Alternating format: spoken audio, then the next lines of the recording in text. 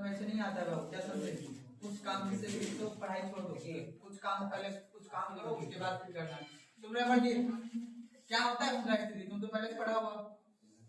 मुद्रा स्थिति कितने प्रकार के होते हैं ये बता दो। नहीं पता? कहाँ गए थे?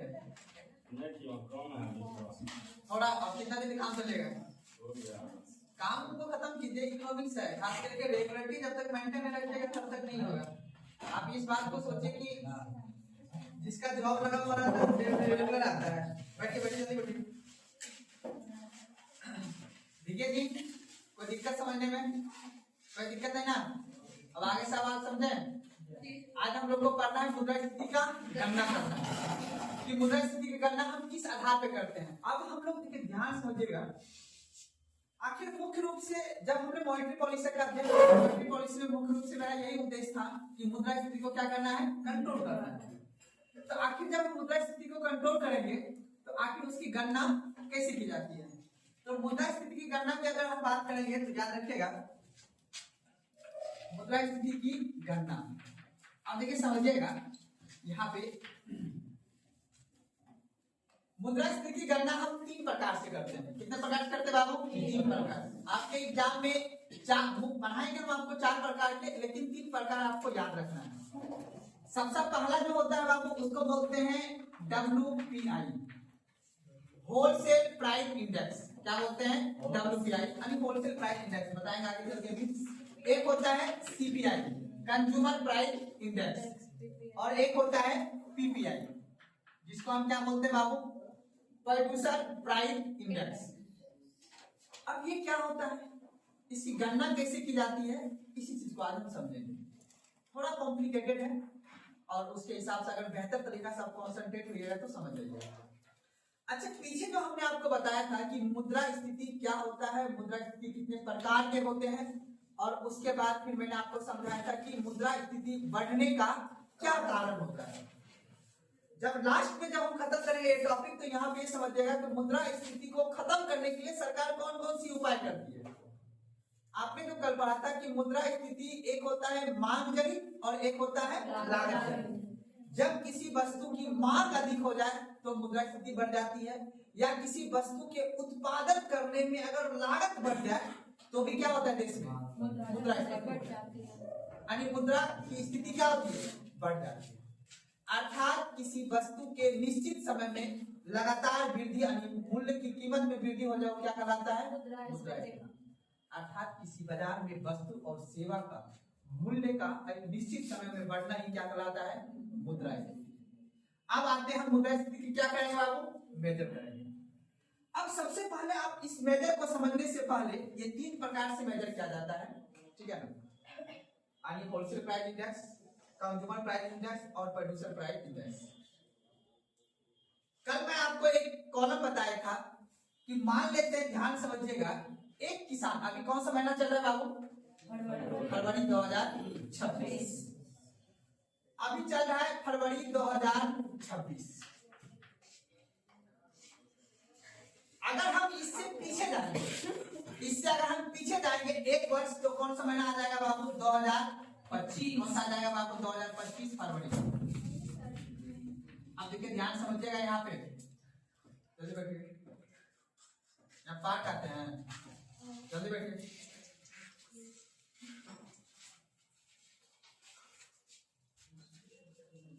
अब देखिए समझिएगा, अब हमें ये जानना है कि वर्तमान में जो प्राइस का मूल्य है, अर्थात वर्तमान में एग्जांपल लेते हैं हम आपका टमाटर का, मान लेते हैं, समझिएगा, टमाटर का मूल्य का हम निर्धारण करेंगे। अभी वर्तमान में मूल्य कितना है और इससे पीछे कितना मूल्य होगा।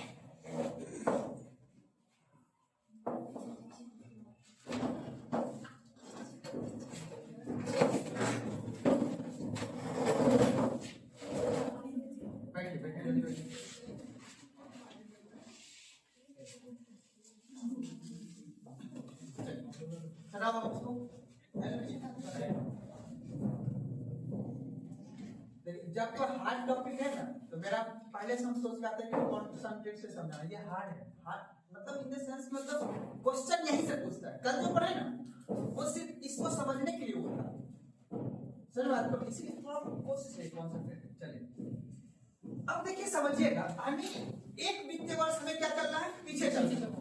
आज भी अगर टमाटर का मूल्य जानना है तो अगर टमाटर का मूल्य बढ़ा या घटा है कैसे पता चलेगा, पीछे से तुलना करेंगे तभी ना।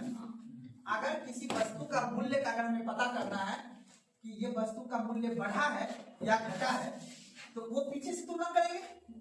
तो अगर मान लेते हैं कि फरवरी 2026 में अगर किसी वस्तु का मूल्य का निर्धारण करना है तो उसका तुलना हम किससे करेंगे, पीछे से करेंगे। तो मान लेते हैं कि अगर 2025 के फरवरी में किसी किसान के द्वारा, ठीक है ध्यान समझिएगा, किसान के द्वारा क्या उत्पादन किया गया बाबू, टमाटर का उत्पादन किया गया, याद रखना है उत्पादन किया गया, ध्यान समझिएगा।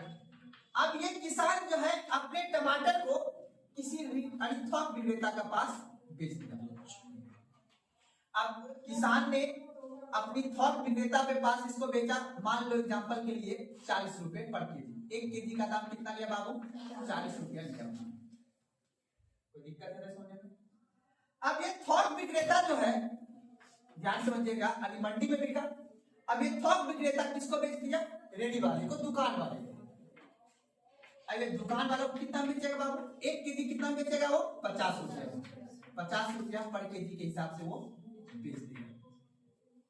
अब ये दुकान वाला से फिर कौन खरीदेगा बाबू, उपभोक्ता, अर्थात हम लोग ग्राहक खरीदेंगे। तो हम जिसको इकोनॉमिक्स में टर्म बोलते हैं उपभोक्ता बोलते हैं, जो उपभोग करता हो कर सकते। अब ये दुकान करता इसको 60 रुपया में 1 केजी बेचेगा। क्या तक समझ में आ रहा है? तो अब देखो, पहले अर्थात पहले जो गणना करते थे सिर्फ हम करते थे WPI का, होलसेल प्राइस इंडेक्स, अर्थात थोक मूल्य सूचकांक। क्या बोलते हैं, थोक मूल्य सूचकांक। अर्थात जब वस्तु उत्पादन होगी कहां पे आ गया वस्तु, थोक विक्रेता के पास। अब ध्यान से समझिए, जब वस्तु उत्पादन हुआ होगा तो थोक विक्रेता के पास आने में कुछ ना कुछ तो परिवहन चार्ज लगा होगा, ट्रांसपोर्टेशन चार्ज लगा। खेत से अगर हम बाजार में मंडी में लाएंगे तो कुछ ना कुछ ट्रांसपोर्टेशन चार्ज लगा होगा, कुछ ना कुछ टैक्स लगा होगा, है ना।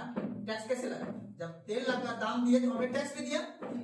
तो अर्थात अगर हम किसी वस्तु का WPI गणना करेंगे, होलसेल प्राइस इंडेक्स गणना करेंगे, तो आपको याद रखना है वहां पे हमें मुख्य रूप से टैक्स इंक्लूड रहता है, वो समझ बात कर। और परिवहन चार्ज क्या रहता है, इंक्लूड रहता है।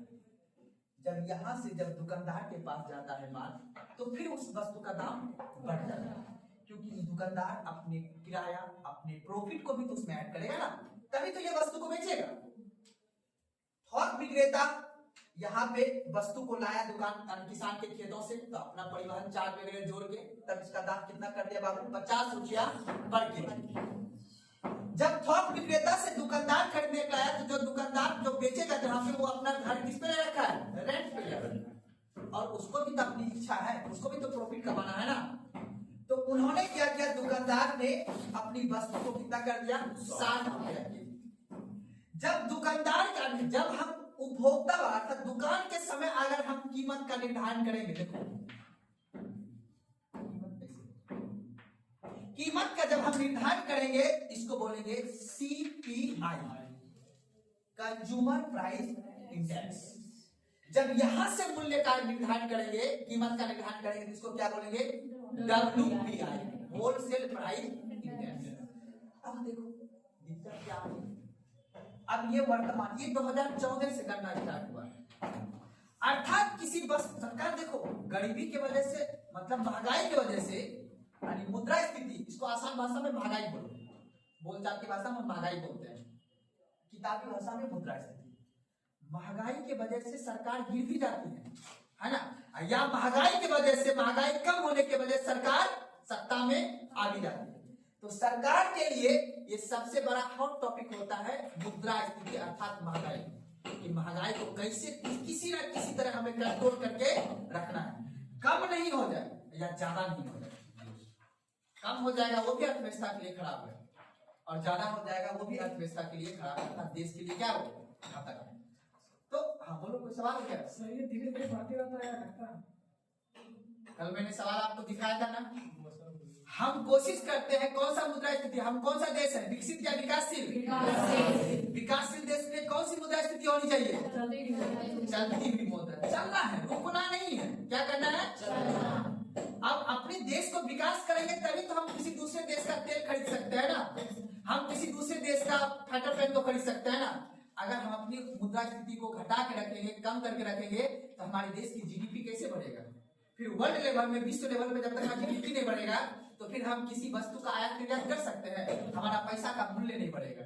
अर्थात हमारे पैसा का मूल्य बढ़ाने के लिए हमारे देश को आर्थिक समृद्धि करना पड़ता है। तो हम रुकी हुई मुद्रा स्थिति नहीं ले सकते हैं, हम कौन सी मुद्रा स्थिति लेंगे? चलती हुई। कभी कभी किसी न किसी वस्तु पे दौड़ती हुई कर देते हैं, जैसे तंबाकू, शराब, इन सभी पे हम दौड़ती हुई मुद्रा स्थिति को फॉलो करेंगे। मतलब शराब का दाम हर 2 महीना 5 महीना पे बढ़ा देंगे, सोना का दाम, लग्जरियस आइटम जिसको बोलते हैं, कार हो गया, इन सभी पे हम चाहे तब सरकार देखते होंगे इस पे अपना टैक्स रेट 40% रखता है ना, क्योंकि इससे हमें ज्यादा रेवेन्यू चाहिए ताकि हम अपना देश को क्या कर सके? विकास कर सके। लेकिन नॉर्मल वस्तु जो होता है उसको हम चलती हुई मुद्रा स्थिति में रखते हैं, आराम से। पिछले साल इतना था, इस साल हम इतना दाम इसका रख देते हैं। कोई दिक्कत समझ में ना? तो अब देखिए समझिएगा, तो इस यहाँ पे अगर हम गणना करेंगे तो इसको क्या बोलेंगे? WPI। सबसे पहले मुद्रा स्थिति की गणना था, तो महंगाई का जो गणना होता था वो किस आधार पे करते थे? WPI। और उसके बाद अब 2014 के बाद CPI। अर्थात देश ये जानना चाहता है, सरकार ये जानना चाहता है, कंज्यूमर, उपभोक्ता जिस वस्तु को खरीद रहा है उसका कैपेसिटी बढ़ा है या नहीं घटा है, यानी बढ़ा या घटा है, ये जानना है। तो इसको मेजर करेंगे तभी ना, इस कीमत को नापेंगे तभी ना पता चलेगा। इसके नापने से पता चलेगा? नहीं चलेगा। सुना बात को ना? तो अब एक एक करके आपको ये समझना है कि ये WPI हो गया और CPI, और एक कौन सा है? PPI। अभी हाल ही में भारत सरकार ने आज से 5 दिन पहले, 5 दिन मतलब बजट आने के बाद, सरकार का कहना है कि भाई अब हम जो गणना करेंगे किस आधार पे करेंगे बाबू? PPI, प्रोड्यूसर प्राइस इंडेक्स, अर्थात उत्पादन मूल्य सूचकांक। अर्थात किसी वस्तु का उत्पादन करने में कितना लागत बढ़ा है। अब आता है कि सरकार इसकी गणना क्यों करना चाहती है? क्योंकि अमेरिका, चीन, जितने भी विकसित देश हैं वो सभी अपने यहाँ महंगाई का जो गणना करता है वो किस मॉडल पे करता है? PPI मॉडल पे। अब सवाल आता है क्यों? आखिर इस दोनों में क्या प्रॉब्लम है जो इसकी अब जरूरत पड़ रही है? WPI का जब हम गणना करते हैं ना तो इसमें दोहराव की समस्या आ जाता है, यानी किसी एक वस्तु का गणना। अब मान लो, देखो समझना, इन्होंने क्या किया? 40 रुपया में थोक विक्रेता खरीदा प्रोडक्ट को, अब ये कितना बेचना चाह रहे हैं? 50 रुपया। अब मान लो कि ये कह रहा है कि हमने अपनी वस्तु में, उत्पादन में हमने परिवहन चार्ज को जोड़ दिया और हमने टैक्स को भी जोड़ दिया। अब ये व्यक्ति कह रहा है कि हमने यहां से लाया आपके घर से, तो हम भी परिवहन चार्ज को क्या करेंगे? जोड़ेंगे। हमने रेंट दिया है, दुकान ले रखा है, ये भी रेंट ले रखा था, तो क्या दोहराव की जो WPI में जो चीज को जोड़ा गया वो तो CPI में जोड़ा गया। दोहराव की समस्या है। सरकार इस उलझन से बहुत ज्यादा, यानी एक ही प्रोडक्ट पर, एक ही वस्तु पर कई बार टैक्स लग जाता है। जब कई बार टैक्स लग जाता है तो पता है, एक्चुअल नहीं चल पाता है कि हमारे देश में जो उपभोक्ता है इसकी क्रय शक्ति बढ़ी है कि नहीं बढ़ी। कई मतलब समझो ना, खरीदने की क्षमता बढ़ा है कि, और इसके खरीदने यानी वस्तु खरीदने की क्षमता कब बढ़ेगा? जब इसके पास, अब पैसा कैसे होगा? मौद्रिक नीति याद है ना? सरकार क्या करेगी? जब देखेगा कि उपभोक्ता की क्रय शक्ति कम हो गई है बाजार में तो तुरंत मौद्रिक नीति क्या कर देगी? सस्ती कर देगी। जब देखा इसको क्षमता हो गया खरीदने का तो तुरंत क्या कर देगी? कठोर मौद्रिक नीति अपना। अभी तक में एक ही नीति समझना, नीति मतलब पॉलिसी। आज से 10 दिन के बाद फिर 2 नीति का जिक्र करना है, एक राजकोषीय नीति और एक मौद्रिक नीति। अब आगे बढ़े समझ, यहाँ तक कोई दिक्कत नहीं। इन दोनों में दोहराव की समस्या के आने के बाद सरकार बोला कि हम कौन सा मॉडल लेंगे? PPI, प्रोड्यूसर उत्पाद यानी प्रदूषण मूल्य सूचकांक। अब देखना है उत्पाद मूल्य सूचकांक में कि अब क्या होता है। एग्जाम्पल के लिए समझना है, ये समझ में आ गया कैसे मूल्य बढ़ रहा है। अब मैं इसी जगह आपको एक और एग्जाम्पल देके समझाता हूँ। मान लेना है एक कंपनी में, एक कंपनी है या एक फर्म है, एक कंपनी है, वो जूता बनाने की कंपनी है। क्या नाम है कंपनी है बाबू? जूता बनाने की कंपनी। अब मान लो कि एक कंपनी है, अब ये कंपनी क्या बनाती है बाबू? जूता बनाती है। अब इस जूता बनाने के लिए कंपनी को क्या चाहिए? मजदूर चाहिए भाई। तो सबसे पहले मजदूर चाहिए इसे, और उसके बाद कंपनी को, फैक्ट्री को, मशीन को चलाने के लिए क्या चाहिए? बिजली चाहिए, है ना जी? इतना तो कॉमन चीज चाहिए, चाहिए। और मजदूर, अब बिजली, अब घर रेंट वगैरह भी लिया हो। अर्थात कोई कंपनी अगर किसी जूता का क्या करता है बाबू? मजदूर, बिजली वगैरह लगा होगा, एक जूता का क्या करता है? बोलो, उत्पादन करता है। कोई दिक्कत नहीं, क्या करता है? उत्पादन करता है। अब यहां से इस कंपनी से जूता बन के बाहर निकला। अब कंपनी वाला बोल रहा है जो वस्तु का हमने उत्पादन किया ना, उसमें जो लागत मूल्य मेरा लगा हुआ है, मजदूर का, बिजली, मजदूरी मैंने दिया है, बिजली वगैरह मैंने दिया है, सबको मजदूर जो रखा था, उसका दाम कितना पड़ गया बाबू? 500। अभी इस पर सरकार का टैक्स जुटा हुआ, ट्रांसपोर्टेशन चार्ज जुड़ा हुआ, क्योंकि जिस कंपनी में जूता बना है, कंपनी में अभी जूता बन के सिर्फ तैयार है, वो मार्केट में सेल होने के लिए नहीं गया। ध्यान से मेरी बात समझ में आ रहा है? तो अब जूता का क्या हो बाबू? उत्पादन। अब जब जूता का उत्पादन हुआ, अब फिर जूता कहां चला जाएगा? यहाँ से वही थोक विक्रेता के पास। कहां जाएगा बाबू? थोक विक्रेता के पास चला जाएगा। अब बता, जब थोक विक्रेता के पास जाएगा तो ये जूता जब थोक विक्रेता के पास आएगा, तो अब बता इसमें क्या चार्ज जुट जाएगा? टैक्स जुट जाएगा बाबू, और परिवहन चार्ज भी जुट जाएगा। वही हुआ परिवहन। तो अभी जूता का दाम हो जाएगा 600। कंपनी में उत्पाद, किसी वस्तु के उत्पाद करने में जो लागत लगा होगा, उसमें कितना है बाबू? 500।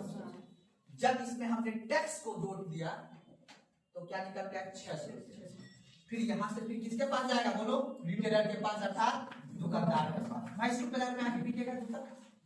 हरियाणा में जूता बनता है बाबू, कैंपस का, नाइकी का, कोलकाता में बनता है। उस कंपनी से जूता आके थोक विक्रेता के पास आता है। मार्केट में कोई बड़ा बड़ा मार्केट जैसे मैसूर, खगड़िया हो गया, बेगूसराय हो गया, यहाँ पे थोक विक्रेता गोदाम में माल गिरता है। वहां से तब फिर आता है मैसूर दुकान में, और मैसूर दुकान से फिर हम उसको खरीदते हैं, जिसको ग्राहक बोलो या फिर। अब दुकान से यानी थोक विक्रेता से जब दुकानदार के पास आएगा, तब यहाँ पे, तब तक फिर यहाँ पे ये क्या जोड़ देगा? किराया अपना जोड़ लेगा, रेंट जोड़ लेगा, ये भी अपना टैक्स जोड़ लेगा, अपनी मजदूरी ये जोड़ लेगा, सबको जोड़ के फिर ये कर देगा। जूता का कितना बाबू? अंतिम रूप से उपभोक्ता को कितने मिलेगा बाबू? जूता 800 रुपए में प्राप्त होगा। अब सरकार का कहना है क्या? नहीं, हम तो ये तो जान जाते हैं कि ये WPI CPI क्या, हम ये जानना चाहते हैं कि उत्पादन कॉस्ट कितना बढ़ा है। अर्थात अब इसी को हम कर देते हैं 2025 के फरवरी में जो कंपनी जूता बनाती थी, उसकी उत्पादन कॉस्ट कितना था? 500 रुपया। किसी एक वस्तु के उत्पादन करने में 500 रुपया लगता था। तो अब हमको ये बताइए कि बेरोजगारी अर्थात महंगाई बढ़ी है कि घटी है, तो कैसे पूरा करेंगे? ये 2026 के फरवरी में हम देखना चाहते हैं। 2026 के फरवरी में हम फिर देखेंगे कि इस जूता की इस कंपनी ने उत्पादन करने में 500 रखा है कि 600 रखा है कि 400 रखा है। अब मान लो मजदूरी की दर नहीं बढ़ेगी, बिजली का बिल नहीं बढ़ेगा, बढ़ेगा ना बढ़ेगा? तो अब बताओ, इस कंपनी का जूता का उत्पादन कॉस्ट मान लेते हैं 600 हो गया, तो हम कह देंगे महंगाई क्या हुई है? सुना बात को? तो महंगाई का काउंट हम पिछले वर्ष के तुलना में करते हैं। कोई दिक्कत समझने में यहां तक में नहीं? तो सरकार का अब कहना है कि WPI CPI के साथ साथ हमें कौन सा देखना है? PPI, अर्थात प्रोड्यूस किसी वस्तु को उत्पाद अर्थात किसी वस्तु के प्रोड्यूस करने में कितना कॉस्ट लगा है, हम ये जानना चाहते हैं।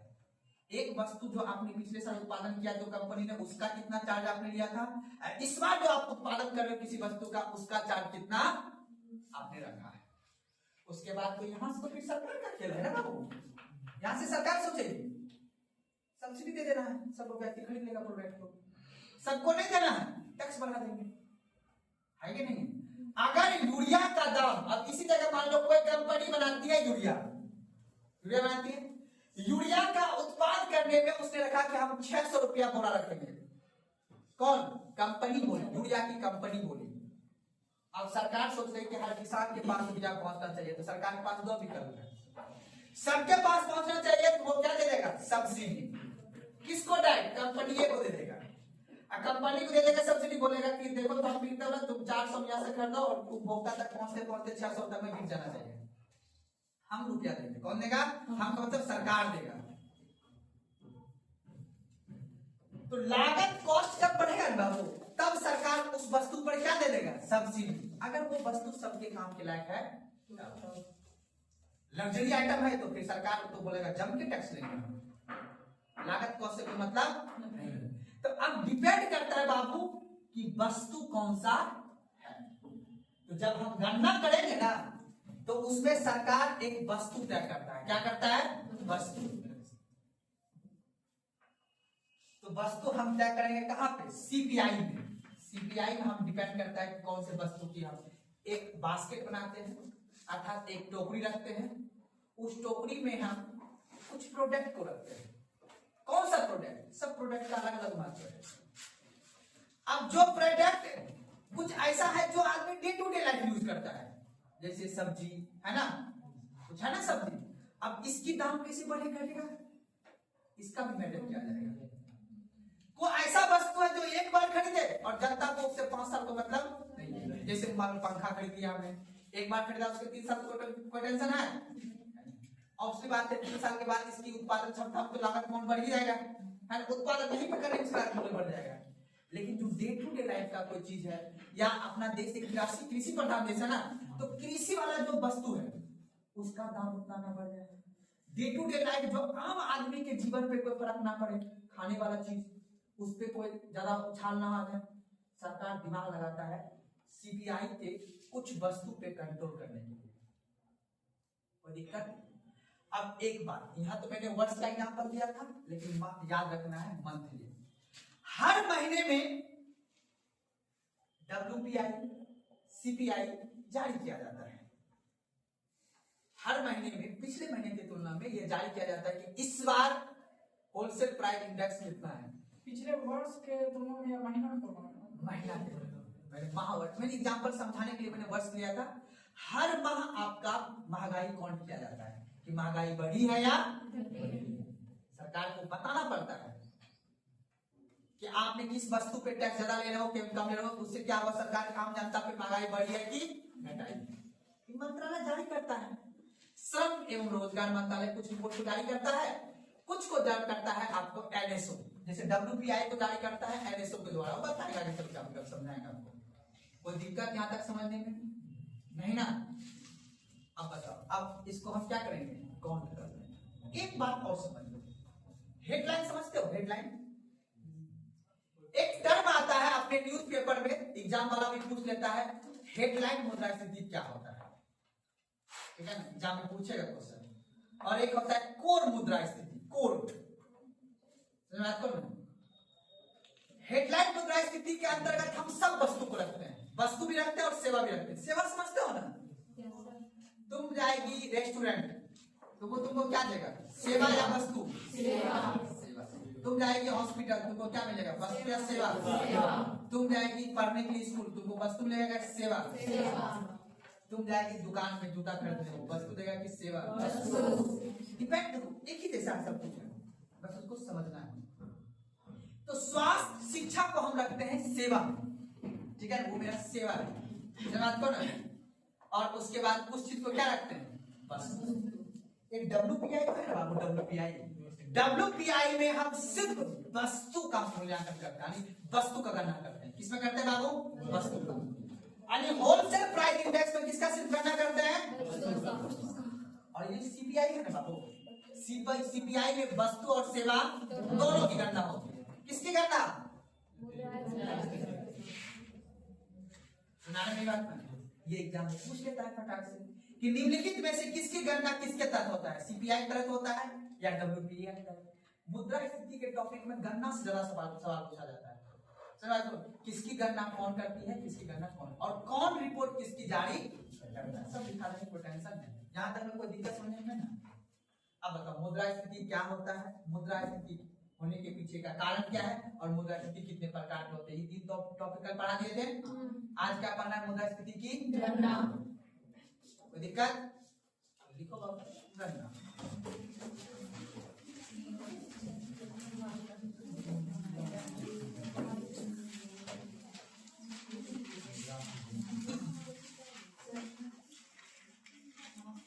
कहाँ?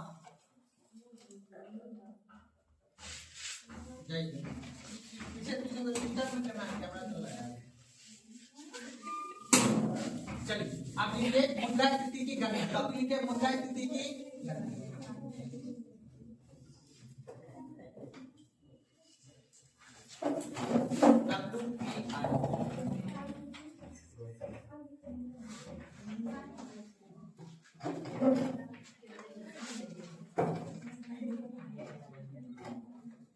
होलसेल प्राइस इंडेक्स लिखना है। थोक मूल्य सूचकांक, थोक मूल्य सूचकांक, बात नहीं करना है। थोक मूल्य सूचकांक, थोक मूल्य सूचकांक।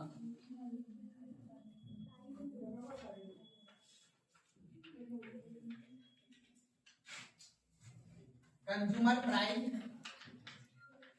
इंडेक्स,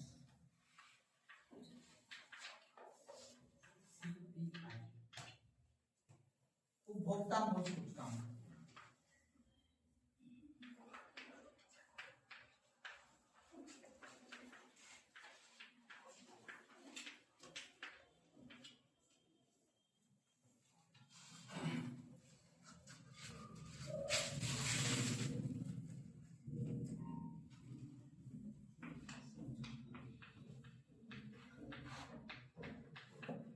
प्रोड्यूसर प्राइस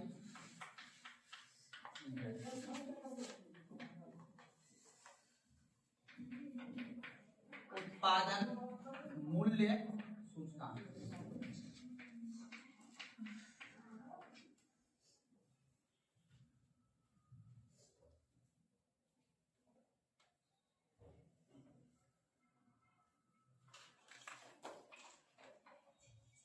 चलिए पहला टॉपिक लिखिए।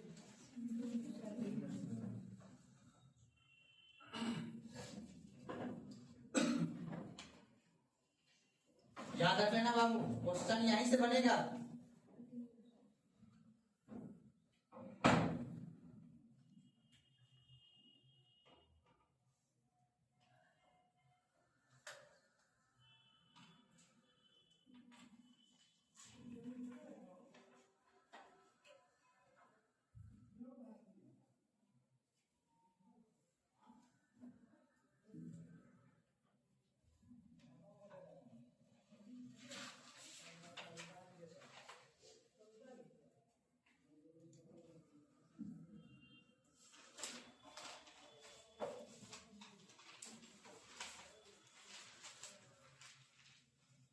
चलो आगे बढ़े।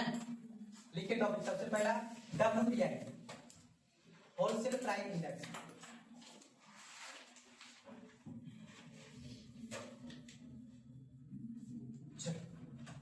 अब देखिए एक सेकंड रुक जाइएगा, थोड़ा सा लिख के पहले से भूल जाइएगा। अब वो वाला एग्जांपल को याद करना है। 2025 के फरवरी में किसान ने टमाटर थोक विक्रेता कितने बेचा था? 40 रुपए। और थोक विक्रेता ने रिटेलर को दुकानदार कितने में बेचा था? 50 रुपए। तो अब हमें इसमें WPI में हमें ये गणना करना है कि 2025 के फरवरी और 2026 के फरवरी में, यानी वर्तमान में इस समय जो किसान जो है, ध्यान रखना, किसान अपने वस्तु का जो बेचा, वो वस्तु बेचा यहाँ पे 40 रुपया में 1 केजी। किसको बेचा बाबू? थोक विक्रेता को। अब देख रहे हैं, जब हम मेजर करते हैं तो देखते हैं कि इस बार जो है किसान ने अपने वस्तु को थोक विक्रेता को कितने बेचा है? 50 रुपए में। कब? 25-26 में। यानी 26 के फरवरी में उत्पादन करने में, और जो थोक विक्रेता बेचा कितने बेचा? 50 रुपए पर केजी। और 2025 में कितने बेचा था बाबू? अर्थात कहने का मतलब पिछले वर्ष के तुलना में इस वर्ष मूल्य का क्या हुआ? तो हमें याद रखना है, WPI के अंतर्गत हम मूल्य परिवर्तन को क्या करते हैं? रेखांकित करते हैं, चिन्हित करते हैं कि मूल्य बढ़ा है या घटा है। यह सूचकांक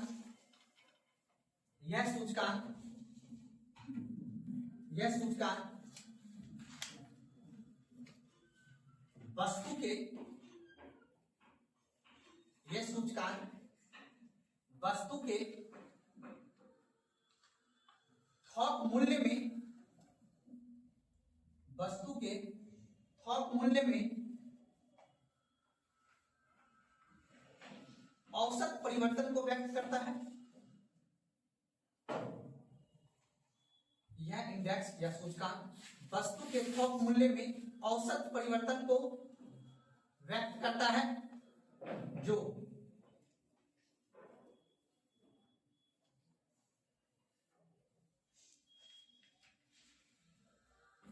वस्तु की बिक्री का प्रथम मूल्य है, जो वस्तु की बिक्री का प्रथम मूल्य है।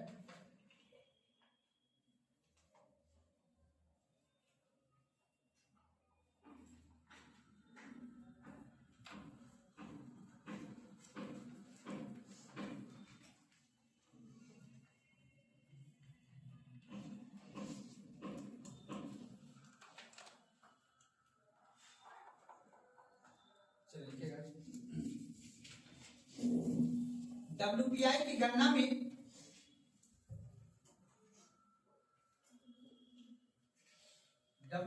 गणना में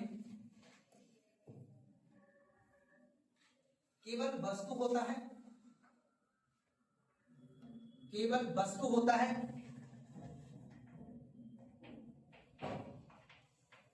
केवल वस्तु होता है, सेवा नहीं होता है।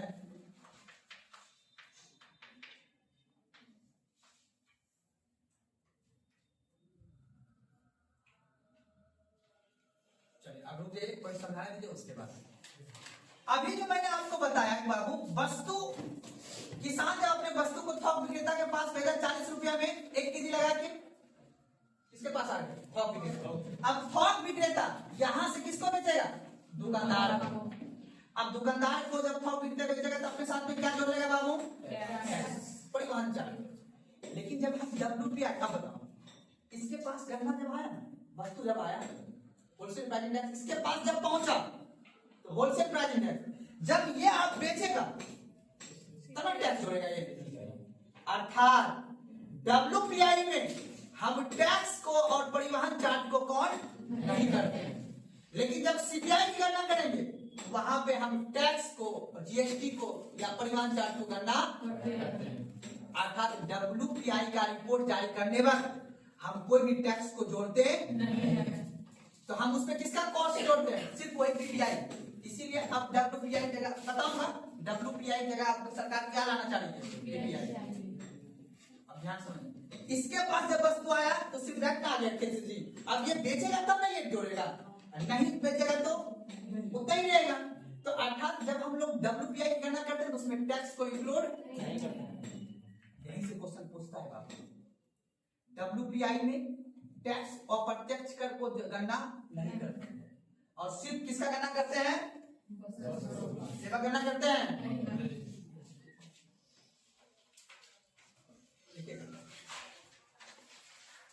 WPI के अंतर्गत, WPI के अंतर्गत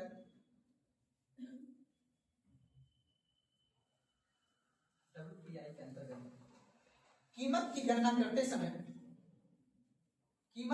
करते समय अप्रत्यक्ष कर, जिसको बोलते हैं इनडायरेक्ट टैक्स, अप्रत्यक्ष कर एवं जीएसटी को शामिल नहीं किया जाता है,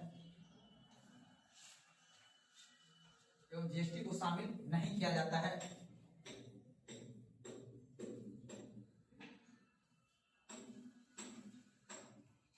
कोई दिक्कत नहीं ना? एक पॉइंट लिख लो, ये लिखाने का मन नहीं लेकिन तब लिख लो क्योंकि आप लोग बेवकूफ हो। WPI में स्वास्थ्य, शिक्षा एवं परिवहन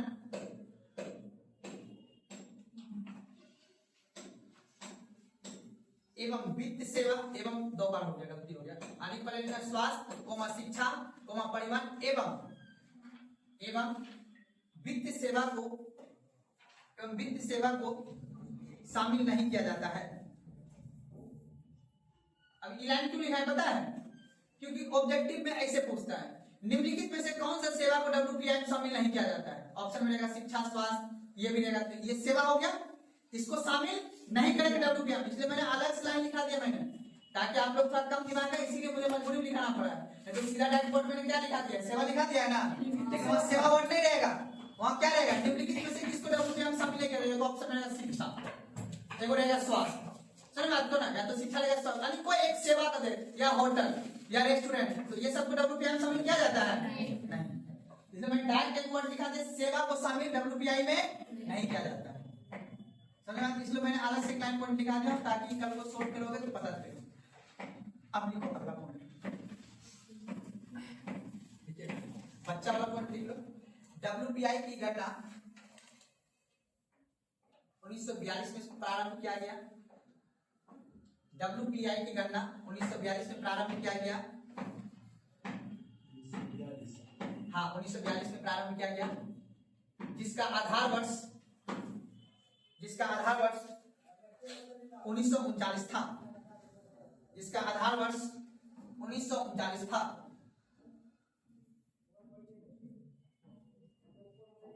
अगला पॉइंट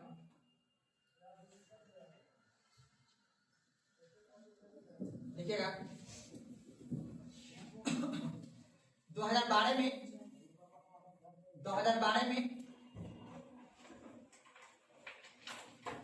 संयुक्त लिखेगा ऐसे करके, 2012 में डॉक्टर संयुक्त चौधरी की अध्यक्षता में, 2012 में डॉक्टर संयुक्त चौधरी की अध्यक्षता में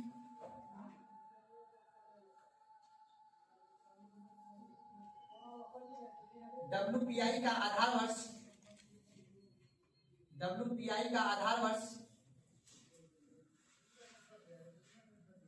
2004-5 से बदलकर, WPI का आधार वर्ष 2004-5 से बदलकर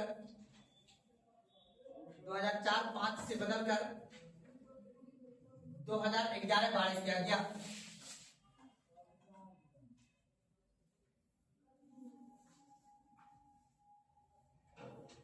कोई दिक्कत?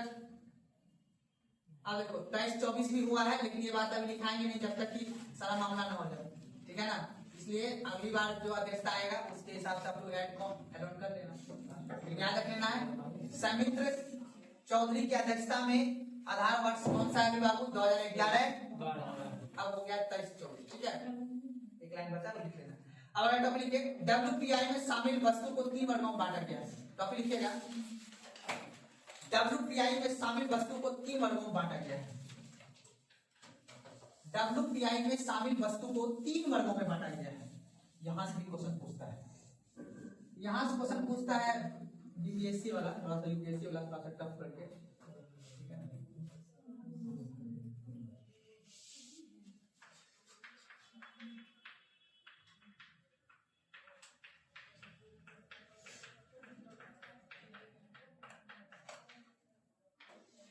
अब देखो सबसे पहले होता है विनिर्माण क्षेत्र। कौन सा होता है बाबू? विनिर्माण समझते हो ना,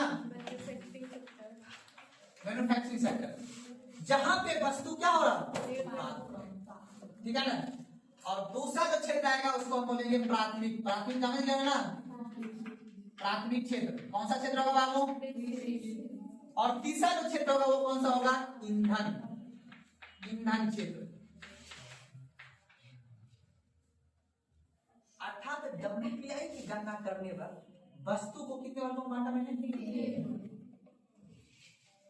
अब ये जोड़ना है कि सबसे ज्यादा किस वस्तु को शामिल किया जाता है। समझ बात को याद रखना है। 564 वस्तु, कितना बाबू?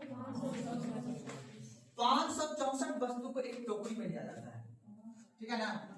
वो टोकरी में लेके, अर्थात टोकरी मतलब बास्केट बोला जाता है, उस बास्केट में लेके ये क्या किया जाता है? जैसे मान लो एग्जांपल के तौर पे मोबाइल, मोबाइल का कहीं मैन्युफैक्चरिंग होता होगा, उसका कैमरा, उसका ग्लास सब लगता होगा, उसका कैमरा का दाम कितना बड़ा, ग्लास का दाम कितना बड़ा, उस पे बास्केट में लेके तय किया जाता है। अभी और समझेंगे आगे तो समझ में आएगा।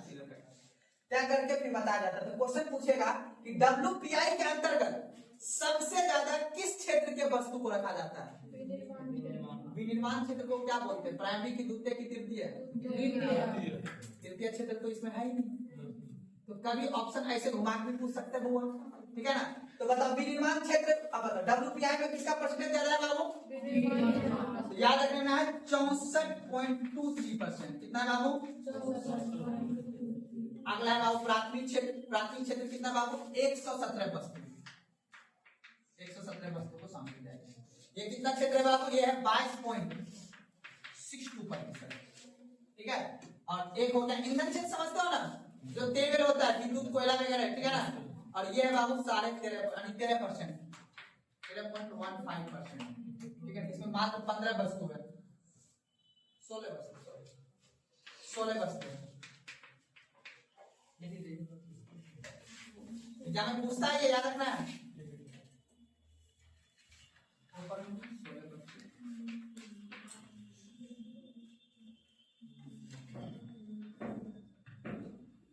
697 वस्तु, ये भी एग्जाम में पूछा गया।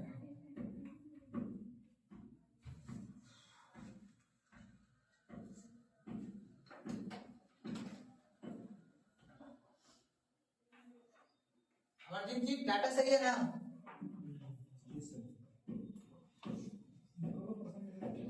क्या बोले? 697 वस्तु अभी है कौन सा? WPI में। अब बताओ, ज्यादा काम करके एग्जाम में पूछता है, ठीक है, कि WPI के अंतर्गत किस क्षेत्र को ज्यादा मापा जाता है? विनिर्माण क्षेत्र।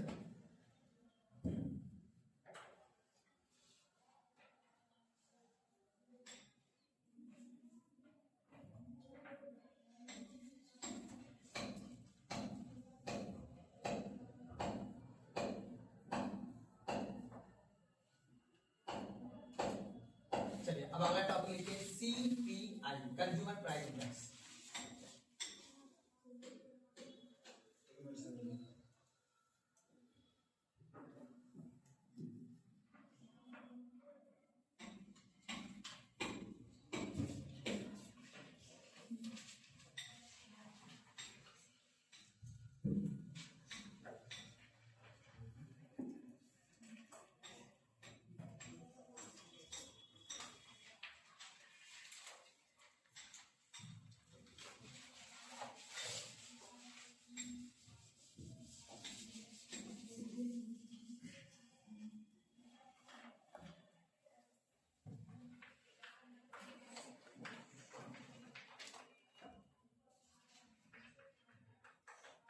कंज्यूमर प्राइस इंडेक्स,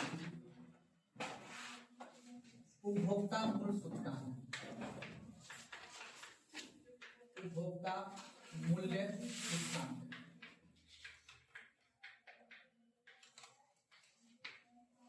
याद रखना है, इसमें वस्तु और सेवा दोनों को शामिल किया जाता है।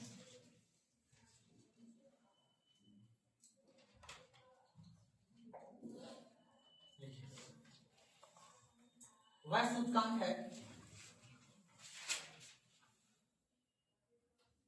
वह सूचकांक है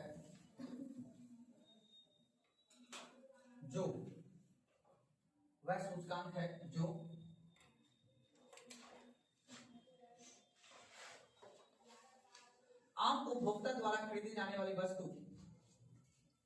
और सेवाएं। आम उपभोक्ता द्वारा खरीदे जाने वाली वस्तु और सेवाएं की आम उपभोक्ता द्वारा खरीदी जाने वाली वस्तु और सेवा की कीमत में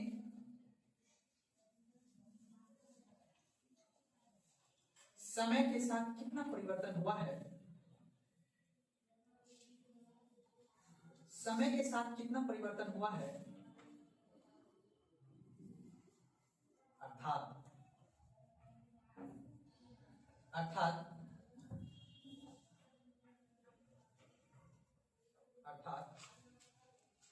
ये खुदरा स्तर पर महंगाई को दर्शाता है। अर्थात यह खुदरा स्तर पर महंगाई को दर्शाता है।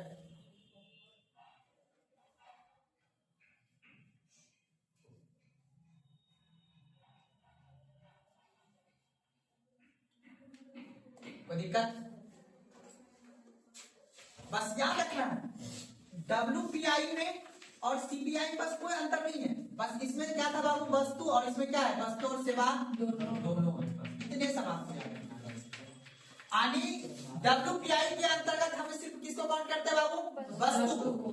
वही कीमत समय के अंतराल में, बस वही सारा बात है। यहाँ भी वही बात है, वो नहीं पूछेगा, बस सिंपल बात है। किसमें वस्तु का काउंट होता है, किसमें वस्तु और सेवा दोनों काउंट। तो अब मान लो एक परिवार के द्वारा, एक आम आदमी, हम जैसे गरीब आदमी के द्वारा, कोई कॉलेज जाते थे, मैं स्कूल पर 100 में झोला भर के लेके आते थे। फिर अगला महीना गए तो आधा झोला हो गया, या झोला भरने में 150 रुपया लग गया। हम क्या बोलेंगे, 50 रुपया मुद्रास्फीति बढ़ गया, अर्थात 50 रुपया महंगाई मार्केट में बढ़ गया। अब बताओ, आप लोग नॉर्मल चीज खरीदते हो, जैसे गोभी खरीदते हो ना जी, अभी मार्केट में क्या भिंडी भिंडी गोभी भी खरीदते हो ना जी सर। गोभी, प्याज पिछले साल इस महीने में कितना किलो था, इसी महीने पिछले साल साल इसलिए बोलते हैं, देखो साल का वर्ड इसलिए लेते हैं हम, मासिक में साल में होता है कि वही सेम मौसम, जो मौसम में पिछले साल उत्पादन प्याज का तो उसी मौसम में ना होगा। तो खाने वाला चीज मौसम पे होता है, खाने वाला वस्तु जो होता है मौसम पे डिपेंड करता है। अभी आम का सीजन आएगा, आम का सीजन वही जून जुलाई में आएगा, पहले तो आ नहीं सकता है। क्या बोले, उत्पादन में हर साल होता है प्याज, मतलब हर महीने में हो जाता है। अभी जब उत्पादन हो रहा है, फिर उसको हम कल जमाखोरी बता रहे थे ना, अगर हम किसी जमाखोरी में रखेंगे तो प्याज का दाम ऑटोमेटिक बढ़ जाएगा। तो प्याज का दाम को ज्यादा जमाखोरी भी नहीं कर सकता, जमाखोरी करेगा सरकार उसको तुरंत पकड़ लेगा, या फिर ज्यादा मार्केट में भी नहीं दे सकता, ज्यादा मार्केट में दे देगा फिर उसका वैल्यू गिर जाएगा। तो फिर जो प्याज का उत्पादन करेंगे, जो किसान लाइन में लगा हुआ है, तो फिर उसको कैसे मिलेगा। तो इसीलिए जमाखोरी करना भी है, लेकिन ज्यादा नहीं करना है। इसीलिए सरकार चाहती है कि हर गांव में नहीं, सॉरी, हर ब्लॉक में एक गोदाम बनाया जाए माल को रखने के लिए, ठीक है ना। ये अभी आएगा, टाइम लगेगा अभी उस हिसाब से, ठीक है ना। चलिए अब समझिए बात को। अब लिखिएगा CPI को 4 वर्गों में बांटा गया है, तो अब लिखिएगा CPI को 4 वर्गों में बांटा गया है।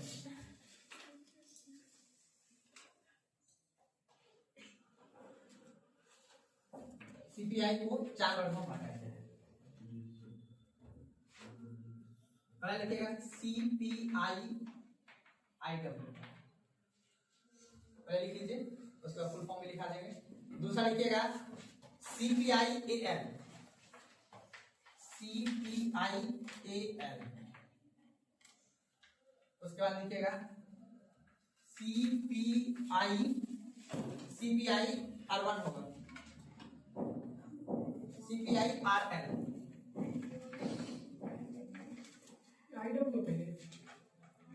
इंडस्ट्रियल वर्कर पे लिखिए सब बता। उसके बाद लास्ट में लिखिएगा,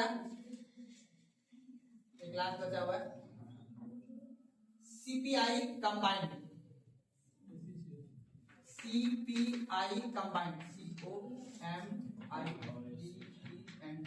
कंबाइंड,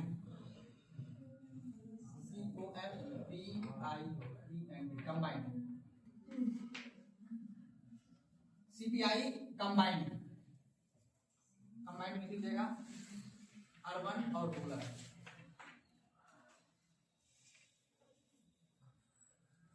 चलिए अब ये समझिएगा यहाँ पे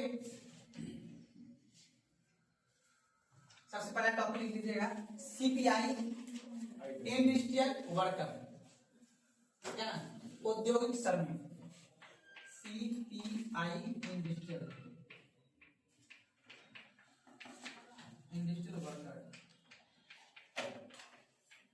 वर्कर्स, औद्योगिक श्रमिक।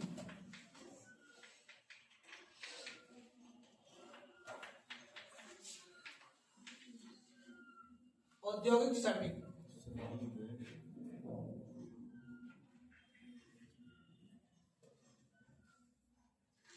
यानी सीपीआई का जो काउंट करेंगे ना वो 4 सेक्टर में करते हैं। उद्योग में बनने वाला सामान का अलग करेंगे, एक मतलब एग्रीकल्चर लेबर समझते हो ना, वैसा मजदूर जो सिर्फ किस पे डिपेंडेंट हो, एग्रीकल्चर पे, अर्थात कृषि आधारित मजदूर, उसको भी तो देखना है ना। पहले लिख लीजिए, ये लिखिए, आप पहले समझ लीजिए। देखो कंज्यूमर प्राइस इंडेक्स को हम कितने वर्गों में बांटे बाबू? 4 वर्गों में। 4 कितने वर्गों में बांटे मैंने? 4। पहला मैंने बोला कंज्यूमर प्राइस इंडस्ट्रियल वर्कर, मतलब क्या हुआ? अब हमें ये देखना है कि जो उद्योग में काम करने वाला मजदूर है उसका क्रय शक्ति बढ़ा है या नहीं। मतलब अगर उसका रोज बढ़ गया होगा, उसका रोज कैसे बढ़ाएंगे, उसका पैमाना कैसे तय करेंगे कि उद्योग में काम करने वाला जो मजदूर है उसका 500 का रोज होना चाहिए 400। तो पहले हम वस्तु देखेंगे कि वो वस्तु कितना खरीद रहा है, अर्थात उसका परचेजिंग पावर कितना है, ठीक है। उसके हिसाब से हम तय करेंगे कि इसका रोज कितना बढ़ेगा, तभी उसको उतना पैसा देंगे। ज्यादा पैसा दे देंगे तो फिर क्या हो जाएगा, दिक्कत ना हो जाएगा, सब मजदूर आईफोन लेके घूमने लगेगा, भी दिक्कत है ना, सबको नहीं देना है ना आईफोन, पैसा गिर जाएगा। इसीलिए हमने सीपीआई को देखो 4 वर्गों में कंसाइड कर रखा है, क्योंकि हमारे देश में उसी तरह का संरचना है। तो उद्योग में काम करने वाला वर्कर्स का परचेजिंग पावर देखना है, और उसके बाद सीपीआई एग्रीकल्चर लेबर है, अर्थात कृषि के क्षेत्र में काम करने वाला मजदूर। और दूसरा है सीपीआई कंज्यूमर प्राइस, मतलब रूरल क्षेत्र में, रूरल मतलब ग्रामीण क्षेत्र में काम करने वाला मजदूर, रूरल लेबर। दूसरा है कंबाइंड मतलब वह रूरल और अर्बन दोनों क्षेत्र में काम करने वाले मजदूर, यानी लोग, यहाँ पे लोग उपभोक्ता आ जाता है। अब देखो सरकार ने कितना सोच के काम कर, मान लो कि मनरेगा में कितना हमको रेट रखना है, मनरेगा समझते हो ना, मनरेगा के मजदूर का कितना रखना है, तो हमें कैसे डिसाइड करना होगा? मनरेगा का मजदूर कहाँ काम करता है? सीपीआई करता है ना, ग्रामीण क्षेत्र में काम करता है।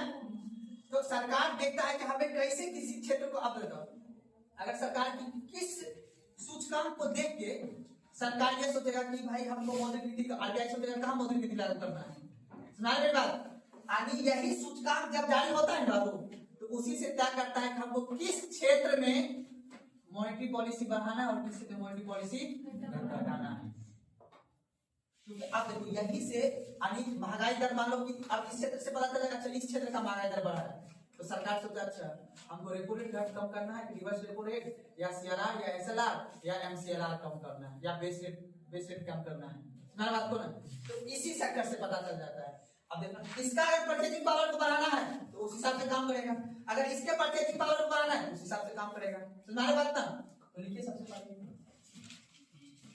लिखिए इसके बास्केट में किसका sir? Consumer price industrial workers, इसके बास्केट में 463 वस्तु है,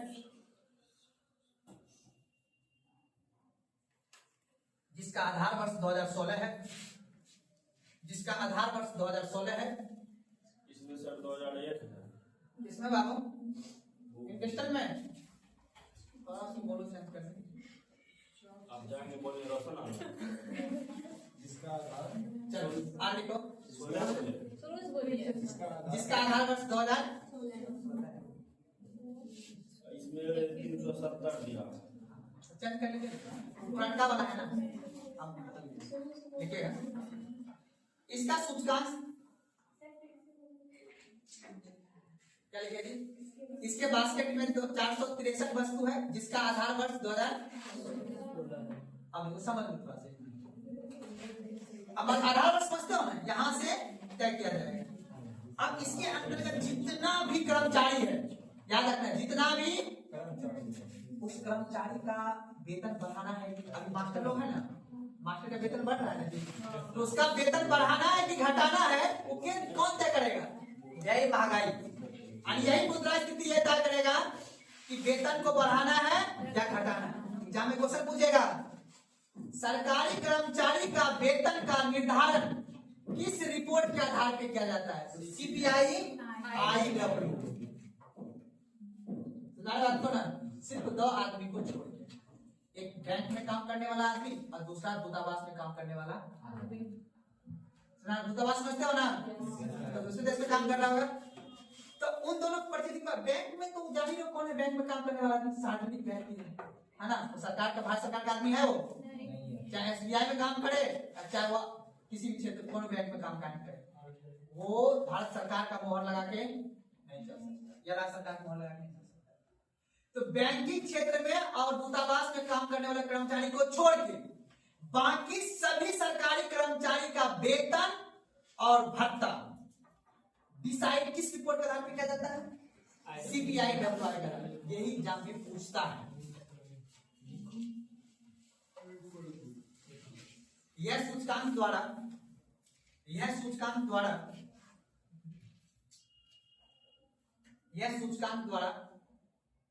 सरकारी कर्मचारी के महंगाई भत्ता,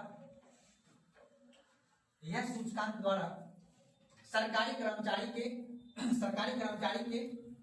महंगाई भत्ता एवं वेतन में संशोधन किया जाता है।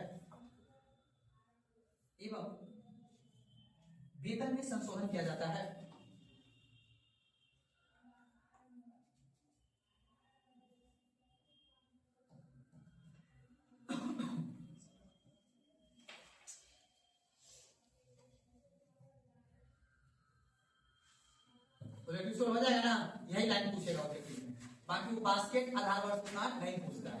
ठीक है ना, चलिए लिख लीजिए अगला पॉइंट। बैंक एवं दूतावास में काम करने वाले कर्मचारी को छोड़कर, बैंक एवं दूतावास में काम करने वाले कर्मचारी को छोड़कर, बैंक एवं दूतावास में काम करने वाले कर्मचारी को छोड़कर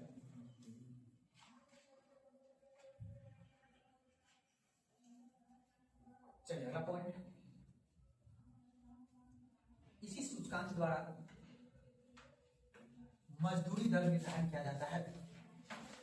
इसी सूचकांक द्वारा मजदूरी दर निर्धारण किया जाता है।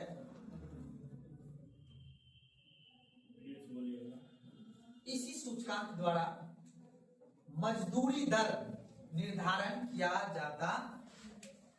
अब समझ आ गया ना, किसी व्यक्ति का मजदूरी दर कितना होगा इसका डिसाइड कौन करेगा? सरकार। इस रिपोर्ट को देख लीजिए। अच्छा, महंगाई हमने कितना बढ़ा दिया, उस हिसाब से हमें मार्केट में पैसा भी बढ़ाना है, तो मजदूर का क्या करता है? मजदूरी भी बढ़ा देना है। सरकार का जो कर्मचारी है उसकी सरकार का मजदूर बनो, तो उसका भी वेतन को क्या कर देना है? तो महंगाई बढ़ेगा तब ना। तो इसी हिसाब से आप देखते हो 8th पे कमीशन, 7th पे कमीशन लगता है। तो आप देखोगे कि अभी नया 8th पे कमीशन आने वाला है ना, मास्टर लोग का सैलरी और सब का सैलरी क्या हो जाएगा? सरकारी कर्मचारी का बढ़ जाएगा, क्योंकि महंगाई भी क्या हुआ है। इसी तरह से काम। अगर यह सूचकांक बाद में, यह सूचकांक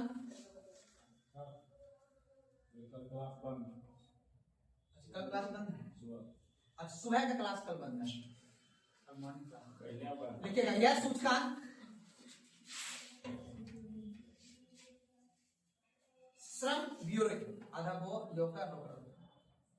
यह सूचकांक श्रम ब्यूरो द्वारा जारी किया जाता है। श्रम ब्यूरो,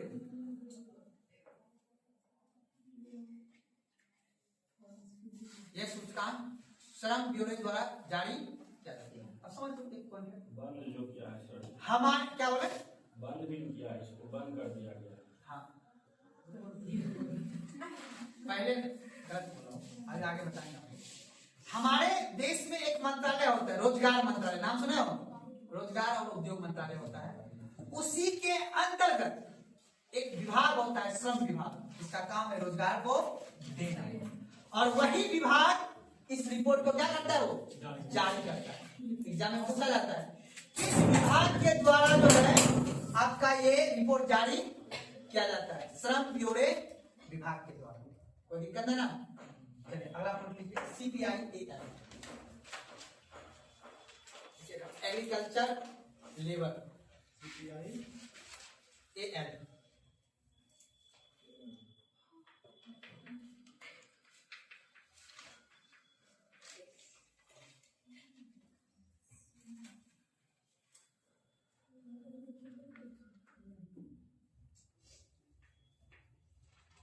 लेबर तो इसमें गलत लिखा हुआ है, सही कैसे होगा, LABO गलत है। कहाँ ये बोल, अरे गुंजन बाबू बताओ, इसमें गलत लिखा हुआ है,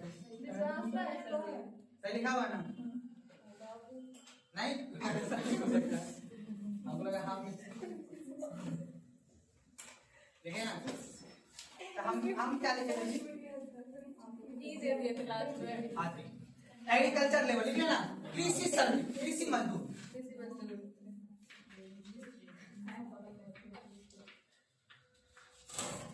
कृषि मजदूर।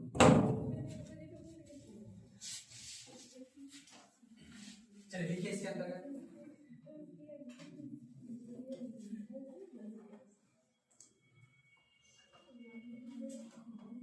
लिखेगा वह सूचकांक जल्दी लिखने, लंबा पढ़ना है। वह सूचकांक जो कृषि मजदूर द्वारा, वह सूचकांक जो कृषि मजदूर द्वारा खरीदी जाने वाले वस्तु और सेवा की कीमत में, वह सूचकांक जो कृषि मजदूर द्वारा खरीदी जाने वाली वस्तु और सेवा, खरीदी जाने वाले वस्तु और सेवा की कीमत में, सेवा की कीमत में समय के साथ होने वाले परिवर्तन को मापता है।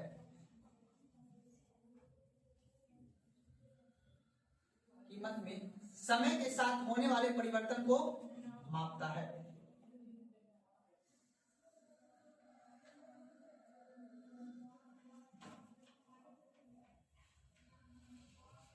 इसके अंतर्गत खाद्य पदार्थ, खाद्य मतलब खाने वाला, खाद्य पदार्थ, वस्त्र, इसके अंतर्गत खाद्य पदार्थ, वस्त्र, ईंधन एवं ऊर्जा, ईंधन एवं ऊर्जा,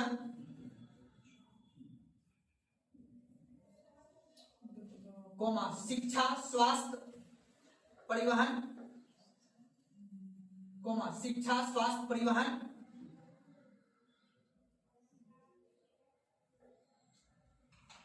एवं तंबाकू, परिवहन एवं तंबाकू। किसी पास मोबाइल है, इसका सर्च कीजिए, इसका आधार वर्ष कितना है, 1986-87 होगा। इसमें तंबाकू सब कैसे स्वास्थ्य दिया गया, तंबाकू कृषि क्षेत्र में आता है ना, उत्पादन करने, कृषि जहाँ मान लेते हैं किसी चीज का उत्पादन किया जा रहा हो, खैनी वगैरह का है ना, तंबाकू, उसका वहां पे मजदूर का कितना परसेंटेज पावर है, ये जानना है बात को ना। मतलब वहां के मजदूर जो काम कर रहे हैं, उस इंडस्ट्री में जो काम कर रहे हो, कृषि मतलब कृषि संबंध, उसका रेट को हमको बढ़ाना है कि घटाना है, समझा बात को ना। इसका आधार वर्ष चेक करके एक बार लिख लीजिएगा, 86-87 है, देख लीजिए। इसका आधार वर्ष 1986-87 है। न्यू बेस ईयर भी है सर, हाँ न्यू बेस ईयर है, कितना है न्यू बेस ईयर, 2019 19 लेकिन न्यू मिला। लिख लीजिएगा, वो भी लिख पुराना लीजिएगा। 86-87। इसका आधार वर्ष 86-87 है। वर्तमान में कितना बाबू? 2019।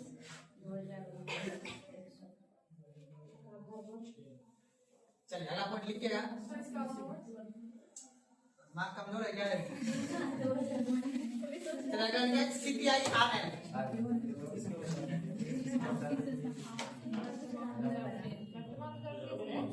RL लिखिएगा रूरल लेवल।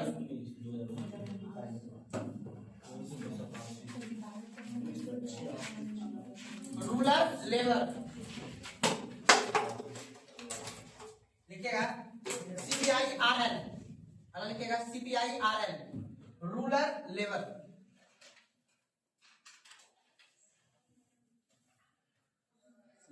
ग्रामीण मजदूर। हाँ RL लिखिएगा लेवल ग्रामीण मजदूर।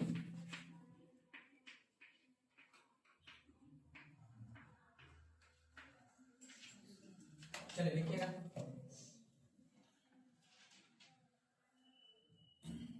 इस सूचकांक के तहत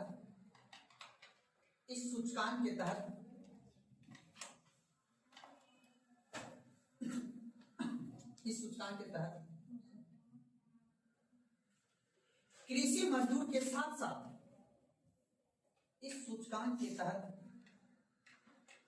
कृषि मजदूर के साथ गांव में रहने वाले शारीरिक मजदूर,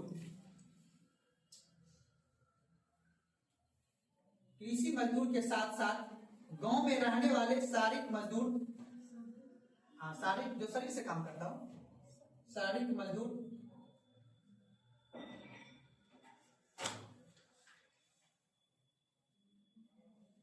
की महंगाई को मापा जाता है। गांव में रहने वाले शारीरिक मजदूर की महंगाई को मापा जाता है।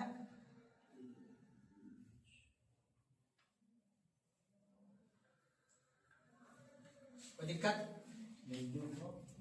मापा जाता है मजदूर के क्या लिखेंगे? मजदूर की महंगाई को मापा जाता है। अब देखो एग्जाम में पूछता है AL और RL, यही दोनों एग्जाम में पूछेगा, महंगाई एग्जाम सीरियस वाला एग्जाम। अब इसमें हमने सिर्फ क्या बोला था? कृषि संबंधित क्षेत्र में कार्य करने वाला मजदूर को सिर्फ देखना है, और इसमें है कृषि मजदूर के साथ साथ शारीरिक रूप से अर्थात ग्रामीण क्षेत्र में काम करने वाले मजदूर को भी इसमें देखना है कि उसके बाल बच्चे खरीद पा रहे नहीं खरीद पा रहे। पता चला हमने महंगाई बढ़ा दिया, इसका रेट नहीं बढ़ा, तो फिर दिक्कत ना हो जाएगा। सर तो डिपेंड करता है कि मजदूर कितना, उसके हिसाब से मजदूर करते हैं। फिर बाल का ख्याल पूछ रहा है। हम कह रहे हैं कि CPI यानी कोई भी मजदूरी हमें कितना रखना है, तो ये हम डिपेंड करेंगे वस्तु और सेवा का मूल्य भी कितना रखा गया है ना। तो हम कैसे डिसाइड करेंगे? बहुत तुम गौर से सोचना कि देश के अधिकारी लोग कैसे डिसाइड करता है किस वस्तु का दाम कितना रखना है, फिर उधर मजदूर का भी दाम हमको कितना रखना है। बहुत महंगा काम है, फिर उसको कंट्रोल कर, और ये इकोनॉमिक्स है, ये चलती हुई लाइफ विषय है। कब किस चीज का उत्पादन अधिक हो जाए को गारंटी है, कब किस चीज का उत्पादन कम हो जाए। तो ये भी तो ध्यान रखना, सबका विकास होना चाहिए देश में, समावेशी विकास होगा तो हमको, इसे तो मैंने बोला एग्रीकल्चर क्षेत्र के मजदूर को भी ध्यान रखना है और ग्रामीण क्षेत्र के मजदूर को भी ध्यान रखना है।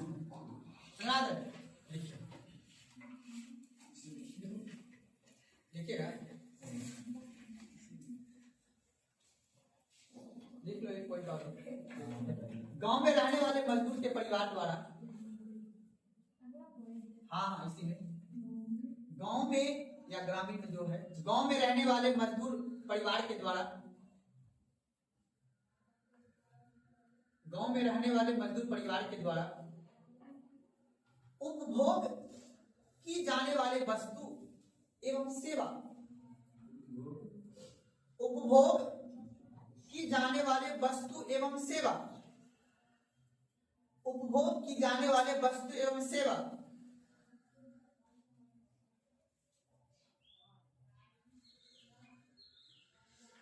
इनकी कीमत में या इनके मूल्य में, इनके कीमत में समय के साथ कितना बदलाव आया है, समय के साथ कितना बदलाव आया है।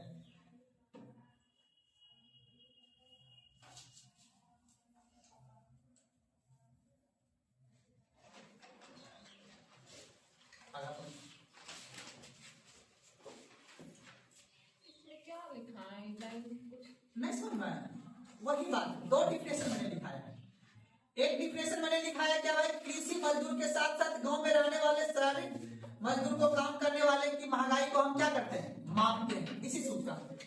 दूसरा मैंने लिखा है कि ग्रामीण क्षेत्र के परिवार जो उपभोग करने वाले वस्तु और सेवा है उसको क्या करते हैं, सुनो तो सही बात है, दो डिफिनेशन लिखा है क्योंकि एग्जाम में आपको ग्रामीण मजदूर के द्वारा जो उपभोग किए जाने यानी ग्रामीण मजदूर के जो परिवार है उसके व्यक्ति यानी उसके बच्चे वस्तु और सेवा का उपभोग कितना कर पा रहे हैं और उसकी कीमत में जो समय के साथ परिवर्तन हुआ है, यही तो दिखाएगा ना। ये दोनों बात मैंने एक ही लिखा है, बस दो डिफिनेशन लिखाने का उद्देश्य है कि आपको ये समझ लेना है कि एग्जाम में पूछेगा कि सीपीआई एएल और सीपीआई आरएल में अंतर क्या होता है। सुना आगे बात को ना,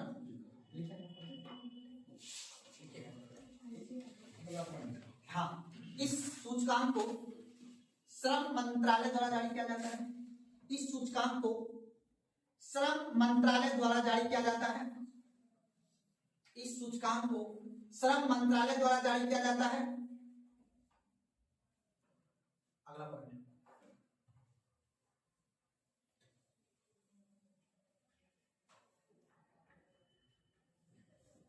सरकार इसी सूचकांक के आधार पर, अगला पॉइंट, सरकार इसी सूचकांक के आधार पर, सरकार इसी सूचकांक के आधार पर ग्रामीण क्षेत्र में, सरकार इसी सूचकांक के आधार पर ग्रामीण क्षेत्र में न्यूनतम मजदूरी दर तय करती है, ग्रामीण क्षेत्र में न्यूनतम मजदूरी दर तय करती है, जैसे मनरेगा, जैसे मनरेगा न्यूनतम मजदूरी दर तय करता है।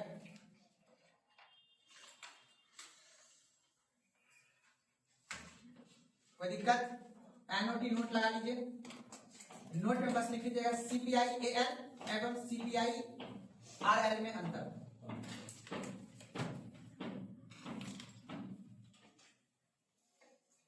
नोट लिखिएगा सीपीआई एएल यानी एग्रीकल्चर लेबर और सीपीआई आरएल रूरल लेबर में अंतर।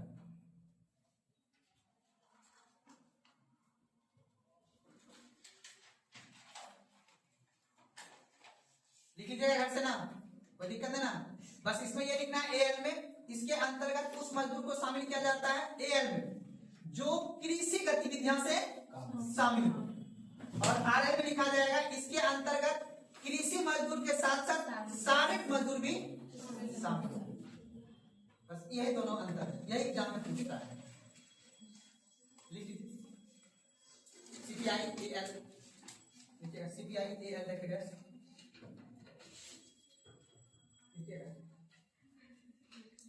इसमें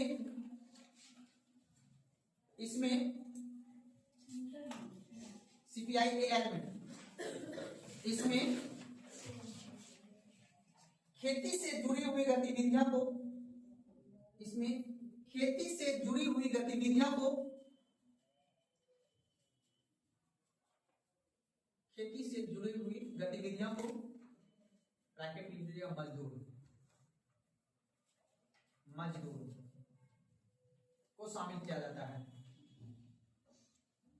खेती से जुड़ी हुई गतिविधियों को ब्रैकेट मजदूर को शामिल किया जाता है। जबकि सीपीआई आरएल में, जबकि सीपीआई आरएल में, जबकि सीपीआई आरएल में कृषि मजदूर के साथ साथ, जबकि सीपीआई आरएल में कृषि मजदूर के साथ साथ गैर कृषि मजदूर को भी शामिल किया जाता है।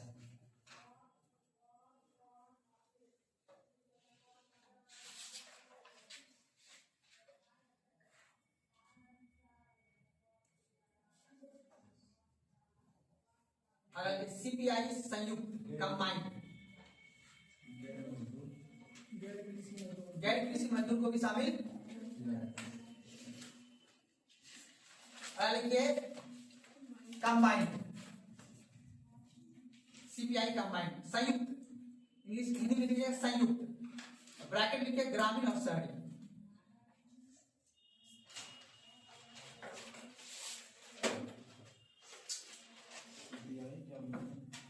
सीपीआई कंबाइंड लिखिएगा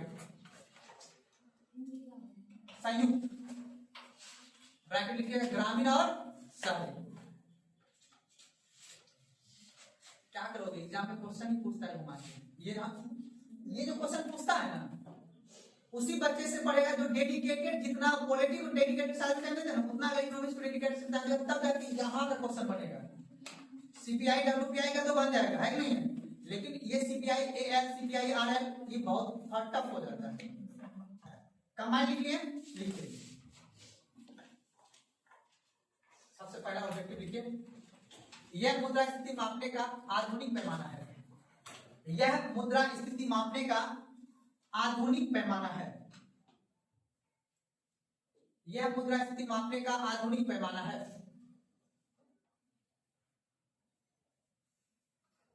जो 2011-12 में प्रारंभ किया गया।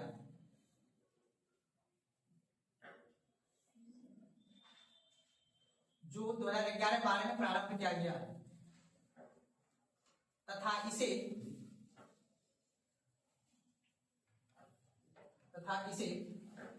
सीपीआई ऑल इंडिया सूचकांक भी कहते हैं, तथा इसे सीपीआई ऑल इंडिया सूचकांक भी कहते हैं, तथा इसे सीपीआई ऑल इंडिया सूचकांक भी कहते हैं।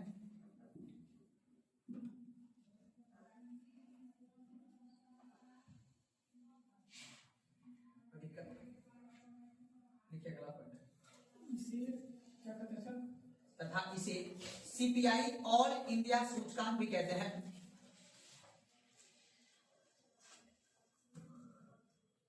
ठीक है, सीपीआई आर के तहत ग्रामीण क्षेत्र की कीमतों को मापा जाता है। सीपीआई आर के तहत ग्रामीण क्षेत्र की कीमतों को मापा जाता है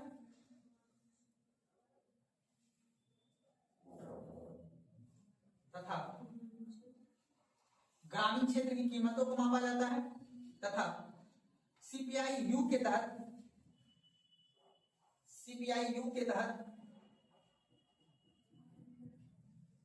शहरी क्षेत्र की कीमत को मापा जाता है।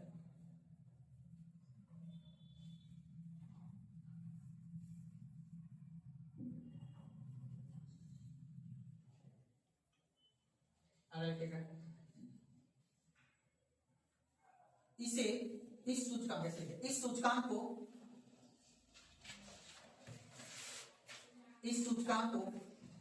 राष्ट्रीय सांख्यिकी कार्यालय, जिसको नेशनल इनकम में लिखे थे, इस सूचकांक को राष्ट्रीय सांख्यिकी कार्यालय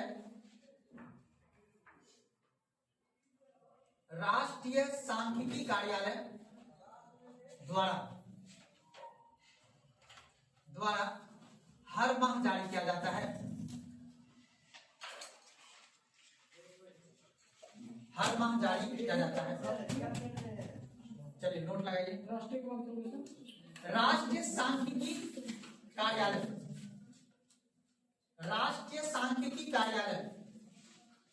द्वारा हर माह जारी किया जाता है। याद रखना दोनों में अंतर। आप देख लो ना, सीपीआई कंबाइंड को जारी कौन करता है? NSO, national statistical office. और इसको कौन जारी कर रहा है? इन दोनों को श्रम रोजगार मंत्रालय है ना, और इसको कौन जारी कर रहा है? उद्योग मंत्रालय है ना। तो दोनों में अंतर याद रखना है। उद्योग श्रम यानी श्रम मंत्रालय, औद्योगिक श्रमिक मंत्रालय, और इन दोनों को कौन जारी करता है? श्रम विभाग मंत्रालय। और इसको कौन करता है? एनएसओ। एग्जाम में बाबू क्वेश्चन इसी टाइप से पूछता है, कौन सा रिपोर्ट कौन विभाग जारी करता है? डब्ल्यूपीआई जारी कौन करता है? नहीं लिखाएंगे क्या? डब्ल्यूपीआई को जारी कौन करता है?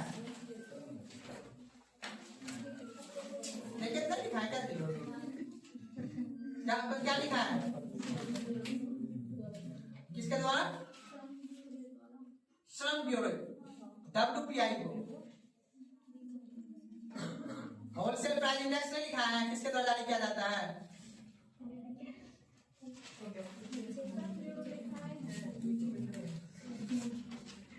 श्रम ब्यूरो से लिखे हुए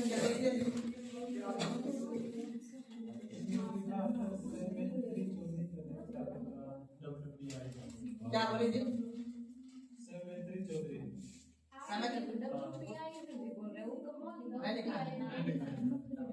लिखा देंगे आर्थिक सलाहकार, ठीक है ना?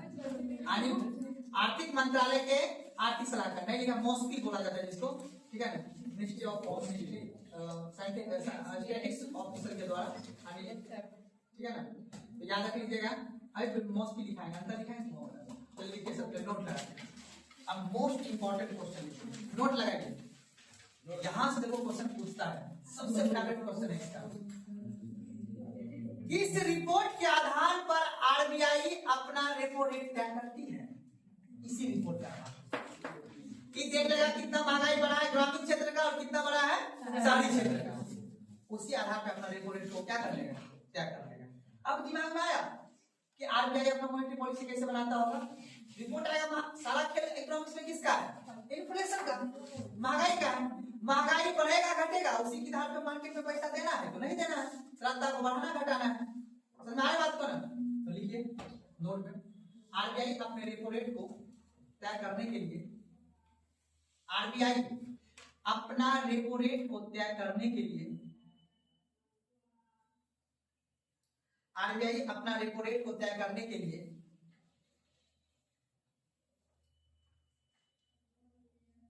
सीपीआई कंबाइंड सूचकांक तय करने के लिए, सीपीआई कंबाइंड सूचकांक, सीपीआई कंबाइंड सूचकांक को आधार बनाती है, को आधार बनाती है।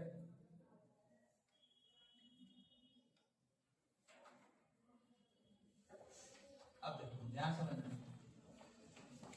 इसी सूचकांक के आधार पर आम उपभोक्ता अर्थात आम आदमी के खर्च को यानी परचेजिंग पावर को देखा जाता है। यानी आम आदमी ने दूध कितना खरीदा, चावल कितना खरीदा, सब्जी कितना खरीदा, स्वास्थ्य कितना दिखाया, शिक्षा कितना दिखाया, तो इसी परचेजिंग पावर के हिसाब से दिमाग लगा लेता, अच्छा महंगाई इसका बढ़ा है कि घटा है, या पैसा देना है या नहीं देना है। सुना तो ना? तो ये सबसे मेन रिपोर्ट कंबाइंड वाला है, यानी ग्रामीण क्षेत्र का और शहरी। ये तो सेक्टर है कि नहीं? ये उद्योग सेक्टर हो गया, ये एग्रीकल्चर सेक्टर हो गया, ये ग्रामीण सेक्टर हो गया, ये दोनों क्या है? कंबाइंड है। सुना बात को? इसी से अगला पॉइंट लिखिएगा, इसका आधार वर्ष 2012 है, इसका आधार वर्ष 2012 है।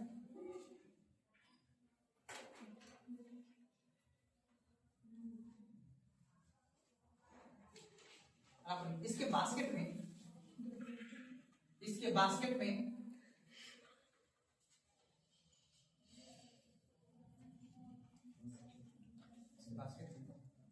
शहरी क्षेत्र के लिए, इसके बास्केट में शहरी क्षेत्र के लिए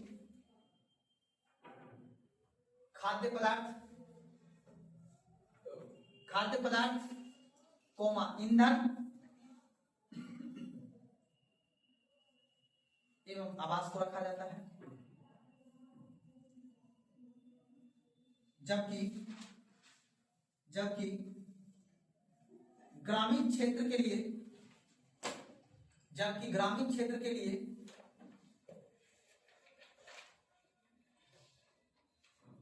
कपड़े वस्त्र जिसको बोलते हैं, कपड़े कोमा शिक्षा एवं स्वास्थ्य को रखा जाता है।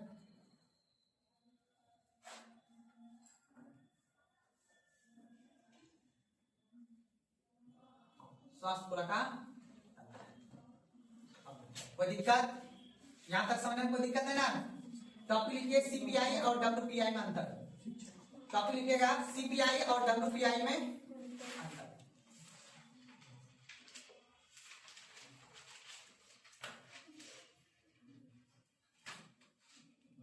पहले क्या लिखे सीपीआई डब्ल्यूपीआई सीपीआई और डब्ल्यूपीआई में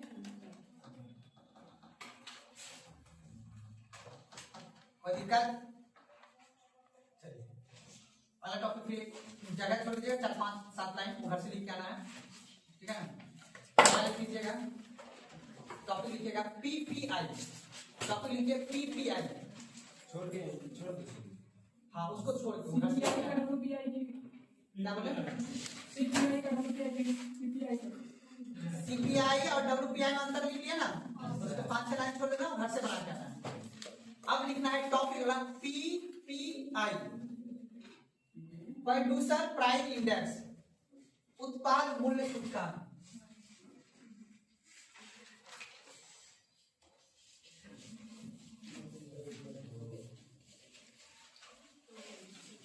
क्या हुआ कब जला नहीं लगा है? टाइम देखो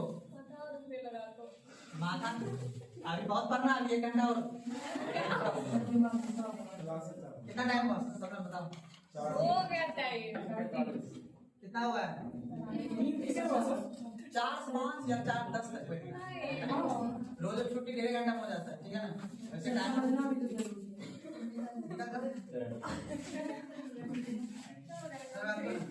टाइम देखो, अगर बेहतर कंटेंट पढ़ना है तो 2 ऑप्शन है, या तो सब्जेक्ट लंबा दिन तक पढ़ा है या तो ड्यूरेशन टाइम को क्या करना होगा बढ़ाना। पढ़ाइएगा ना तब पढ़ाइएगा, टाइम अभी दिमाग याद रखो ध्यान से मेरी बात को, टाइम ड्यूरेशन को बढ़ाना पड़ेगा। 2 घंटा डेली पढ़ेंगे ना, डेली में कम तो वीक में 3 दिन में 2 घंटा पढ़ेगा, बाकी 1.5 घंटा, तब जाके आप क्वेश्चन सोल्व कर पाओगे। क्वेश्चन सोल्व करना इंपॉर्टेंट है बाबू, इंपॉर्टेंट ये नहीं है कि कोर्स लेके पढ़ लेना, वो तो सब पढ़े हो तो आपको अवेलेबल तक के रूम में भी मिल जाएगा आपको, ठीक है ना? आपके बेडरूम तक सर पहुंचा हुआ है कि नहीं है? सर को बोलते सर मैं आप सो रहे हैं, तो सो जाते, सर भी सो जाता है, और मतलब आप सुला देते हो सर को, फिर बोल रहे कि नहीं जगना हमको एक देर आते, तो सर को जगा देते ना सिर्फ प्ले बटन दबा के।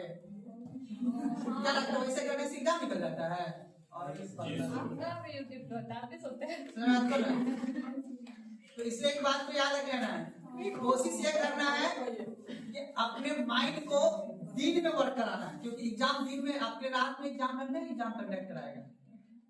आपको अपने वातावरण के अनुसार समझ बात को ना, बहुत बच्चे को रात में पढ़ने का आदत होता है, एग्जाम को रात में करा लेता है।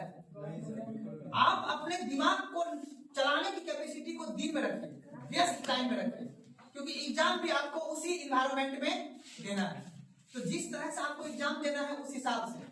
अब ये देख, अभी आपको नींद आ रही, सर लगा दिया पढ़ो, अब सो जाइए, आप सो हम सो रहे, फिर जगह पे पढ़ेंगे, ऐसा नहीं होता है। सिर्फ आपको लगेगा आपको नॉलेज हो गया है, ठीक है ना?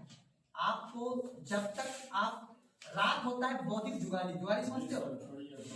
जब किसी भी चीज को आप पढ़े हो उसको डाइजेस्ट करने के लिए समय चाहिए। जैसे आप रात में खाना खा के सोते हो ना, तभी खाना डाइजेस्ट होता है, उसी तरह आप दिन में पढ़ो और रात में जो दिन आपने पढ़ा उसको क्या करना है? डाइजेस्ट करना है। समझ बात को? नहीं तो फिर दिमाग से निकल जाता है। तुरंत डाइजेस्ट हो जाता है, उसके लिए आप क्या? हर आदमी आप जितना टैलेंटेड नहीं है, समझ बात को ना? तो इसलिए व्यक्तिगत में किसी को नहीं बोल रहा हूँ, बस ये चीज को दिमाग में बैठा लेना है कि अगर आपको सफल होना है तो कुछ रूल को फॉलो करना होगा, अन्यथा तो फिर तो कोई बात ही नहीं। सुना आगे बात को? तो लिखिए topic PPI, producer price index.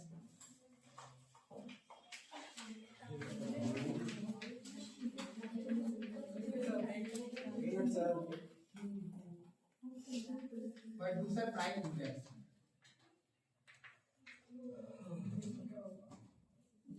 उत्पादन मूल्य सूचकांक, छोटा सा है,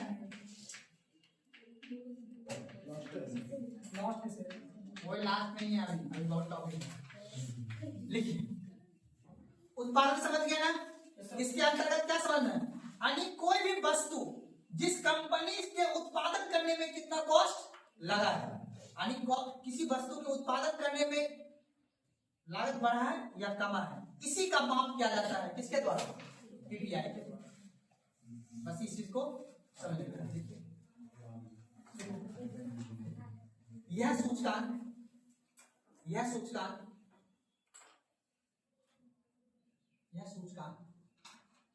कंपनी के अंदर, यह सूचकांक कंपनी के अंदर किसी वस्तु का, यह सूचकांक कंपनी के अंदर किसी वस्तु का लागत कितनी बढ़ी है,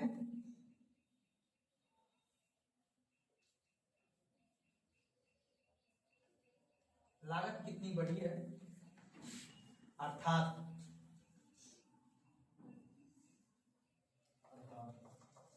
इसके अंतर्गत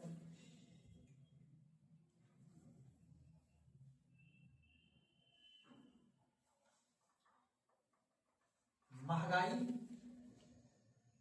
या मुद्रास्फीति, महंगाई को मापने के, महंगाई को मापने के, महंगाई को मापने के सटीक अनुमान लगाया जाता है, महंगाई को मापने के सटीक अनुमान लगाया जाता है।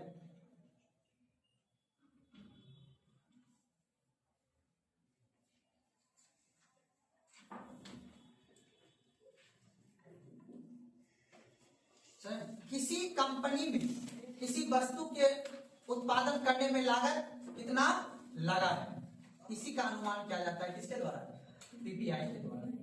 अनुमान किया जाता है। हाँ, सटीक अनुमान। समझ बात पर आप लोग लिखिएगा। हाल ही में बी एंड गोल्डर समिति, एंड गोल्डर, बी एंड गोल्डर समिति, हाल ही में बी एंड गोल्डर समिति एवं सौमित्र चौधरी एवं सौमित्र चौधरी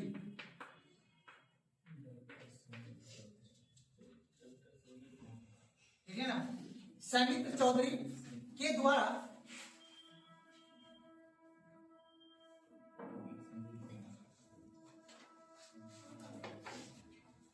सरकार को सिफारिश की है, सरकार को सिफारिश की है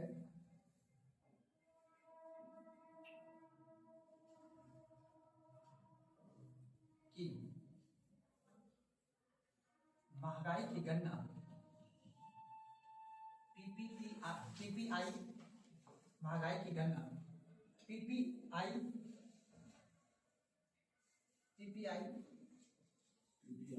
सूचकांक पे की जाए।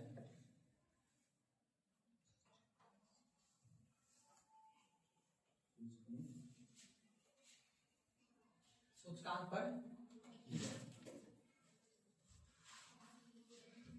कोई दिक्कत ना? चलिए अब अगला पॉइंट लिखिए आप लोग, बस छोटा सा टॉपिक बचा हुआ है। मुद्रा स्थिति को नियंत्रण करने के लिए सरकार के द्वारा उपाय, मुद्रा स्थिति को नियंत्रण करने के लिए सरकार के द्वारा उपाय। बस छोटा सा टॉपिक है, यहाँ से स्टेटमेंट वाला क्वेश्चन सोल्व होगा बाबू, ठीक है ना। मुद्रा स्थिति को, मुद्रा स्थिति को नियंत्रण करने के लिए, नियंत्रण करने के लिए सरकार के द्वारा उपाय। आप बताओ जल्दी जल्दी, सरकार के द्वारा उपाय में आप बताओ क्या उपाय करेगी सरकार? मुद्रा स्थिति क्या करना है? नियंत्रण करना है। नियंत्रण करके सरकार क्या काम, कौन से काम करेगी?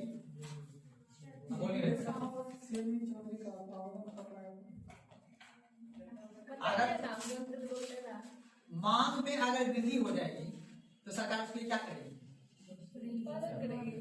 चलिए देखिए, दोनों कोटेशन के बना देना, लिखिएगा। मांग पक्षीय उपाय,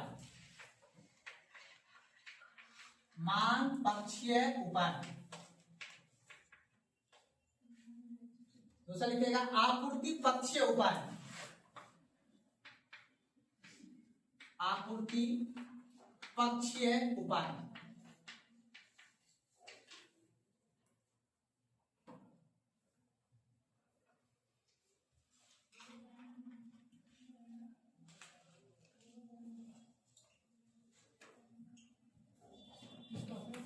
ठीक है ना?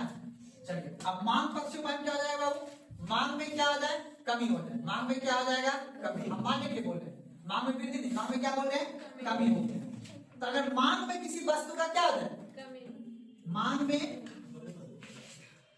कमी के कारण। अब बताओ, अगर मांग में कमी हो जाए तो हमको क्या करना हो? तरलता को बढ़ाना होगा, घटाना होगा? अगर मान लो वस्तु की मांग में क्या हो गई है? कमी। तो तरलता को क्या करेंगे? बढ़ाएंगे। कमी कर देंगे तरलता में, बढ़ते क्या देंगे? बढ़ाएंगे। बोलो ना जी। वो बढ़ाएंगे। क्या काम कर रहे हैं आप लोग? बढ़ाएंगे। रहने दे तो बताओ, रहने दे। कितना दिन बनेगा रहने दे? हम जो सोच के आते कितना पढ़ाना है उतना भी नहीं करा पाते आप लोग। एक लास्ट टॉपिक, एक टॉपिक और बचा है, उसके बाद फ्लिप वर्क बचा हुआ। फ्लिप वर्क पता है ना? वो दोनों पढ़ा के तब ये टॉपिक क्या होगा? खत्म होगा। कल कौन सा दिन है? कल शुक्रवार है। अच्छा, चलिए उसके बाद कीजिए। नहीं, घंटे का तक मत